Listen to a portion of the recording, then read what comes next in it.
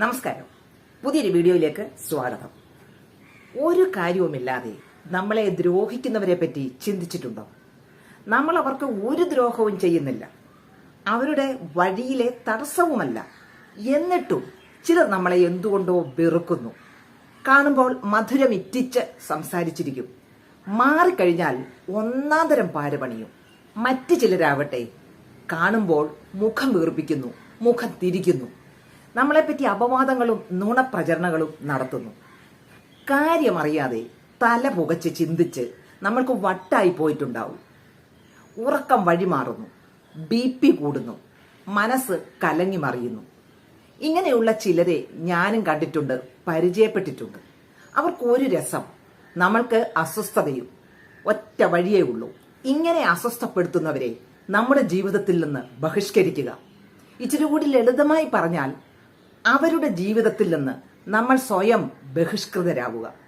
അവരുടെ പിന്നാലെ സ്നേഹിക്കാനും കൂടുതൽ അടുത്തിടപഴകാനും ചെന്ന് നാണം കെടരുത്. അവർക്ക് നിങ്ങളോട് വെറുപ്പല്ല, അസൂയയാണ് കാരണം. നമ്മുടെ ആത്മവിശ്വാസത്തിനിട്ടാണ് അവരുടെ ഏറ്. അവർക്കില്ലാത്ത എന്തോ ഒരു പ്രത്യേകത നിങ്ങളിലുണ്ട്. അതിന്റെ അസൂയ മൂത്തതാണ് ഈ പ്രതികരണങ്ങൾ. ദിവസവും നമ്മൾ പോകുന്ന വഴിയിൽ എത്രയോ മരങ്ങൾ നിൽപ്പുണ്ട്. ഏതെങ്കിലും ആൽമരത്തിന് അല്ലെങ്കിൽ പൂവരശിന് ആരെങ്കിലും കല്ലെറിയുന്നത് കണ്ടിട്ടുണ്ടോ? എന്നാൽ ഒരു മാവ് അല്ലെങ്കിൽ പേര വഴിവക്കിൽ കായ്ച്ചു നിൽക്കട്ടെ, കാണാം ഏറിന്റെ പൂരം. അതാണ് രഹസ്യം. വെറുതെ നിർവികാര പരബ്രഹ്മമായ ഒരാളെ ആരും എറിയത്തില്ല. മനുഷ്യർക്ക് ഇത്തിരി ഗുണം ചെയ്യുന്നവനെയും കഴിവുള്ളവനെയുമാണ് എറിയുക. എന്നോട് എന്തിന് ഇവർ ഇങ്ങനെ ചെയ്യുന്നു എന്നൊന്നും ചിന്തിച്ച് നമ്മുടെ മനസ്സ് പുണ്ണാക്കരുത്. ശാന്തമായി കിടക്കുന്ന കുളത്തിലേക്ക് കല്ലെറിയുന്നത് കണ്ടിട്ടില്ലേ? ഓളങ്ങൾ ഇളകുന്നത് കാണാനുള്ള ഒരു സുഖം. ഉപരിതലത്തിലെ പായൽ ഇളകി മാറും, മീനുകൾ ഭയചകിതരായി മുങ്ങാങ്കുഴിയിടും. അത് കാണുമ്പോൾ കല്ലെറിയുന്നവന് വല്ലാത്തൊരു സുഖമാണ്. അതുതന്നെയാണ് ഒരു കാര്യവുമില്ലാതെ ഞോണ്ടുന്നവന്റെ മനസ്സും. ശാന്തമായി ജീവിച്ചു പോകുന്ന നമ്മൾ അസ്വസ്ഥരായി കാണാനാണ് അവർക്കിഷ്ടം.